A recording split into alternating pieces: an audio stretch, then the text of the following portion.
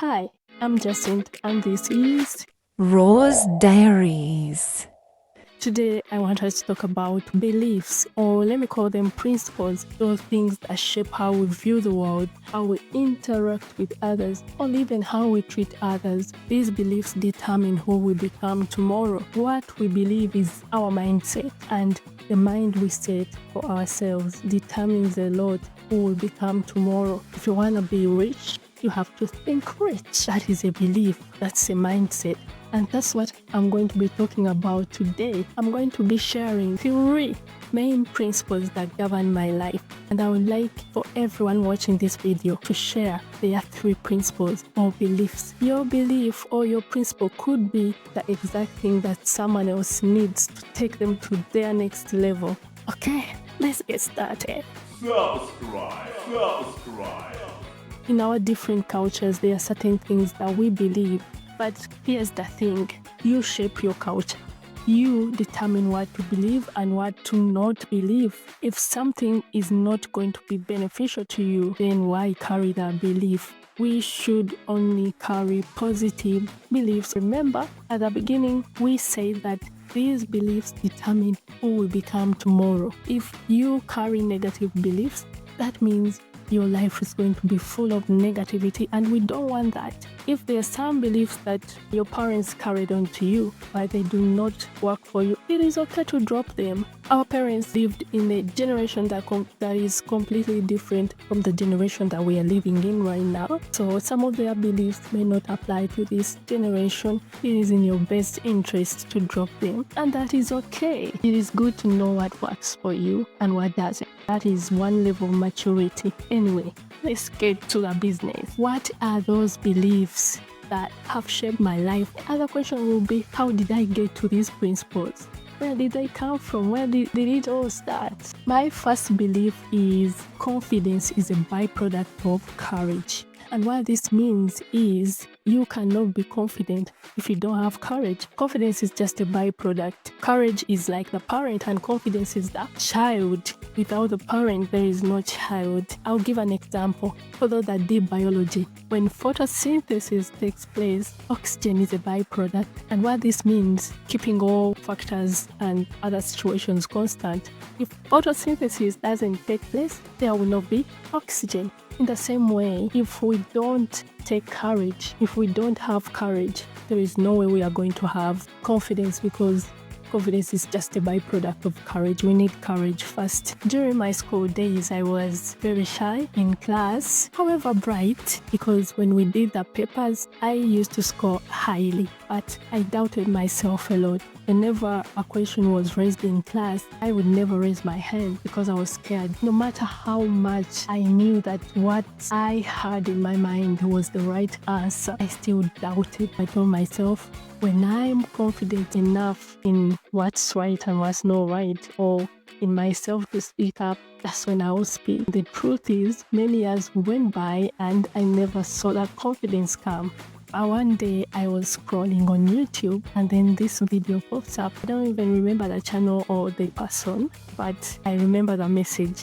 I think that's the most important thing, right? And I remember it was a lady. She said, confidence is the byproduct of courage. She said that same thing and explained why. If you take courage, it is a must that confidence will come. Since that day, I don't wait to have the right answer. I speak what's on my mind, because that's how I build my confidence. I don't wait to have it all right, to have it all figured out. I just do it. My principle number 2. This one comes from a movie. There is beauty in the broken. There is beauty in the broken. This principle has taught me not to take anything or anyone for granted. That homeless person you see on the street, they may have the message that you need to take you to your next level. So listen to them. I learned to value everyone. The movie itself is called Beauty in the Broken. You could have watched that movie.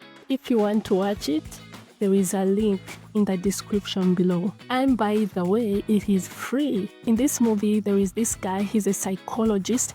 He's undergoing depression. I think he has lost someone. And during those hard moments, he meets this lady, a homeless woman. They both have broken lives, but within that brokenness, they find each other to people with miserable lives help each other get out of their misery. They actually end up together. There is beauty in the broken. That opportunity you could be undermining could be your first step to your next bigger opportunity. That person that you're looking down on could be the person that has a message that is supposed to take you to your next level. My last principle, my third one, is behind your fears lies your treasure, which means that thing you are actually scared of could be your golden opportunity. You're scared of public speaking, and yet you could be the next influential politician. To be a politician, you must be a really great public speaker. You may not be it now, and you could be scared of it. But guess what? That's what God wants you to overcome. That is your cross. You need to go past that to get your treasure of being a politician. God wants to take you through that journey of self-discovery and growth. You may think that you cannot be the best politician leader because you don't know how to speak, but guess what? Public speaking is a skill. You could learn it. This I learned through my own journey. As I said earlier, I was very shy. Now my sister challenges me. She wants me to participate in Miss Tourism Uganda. I'm very shy, but I challenged myself.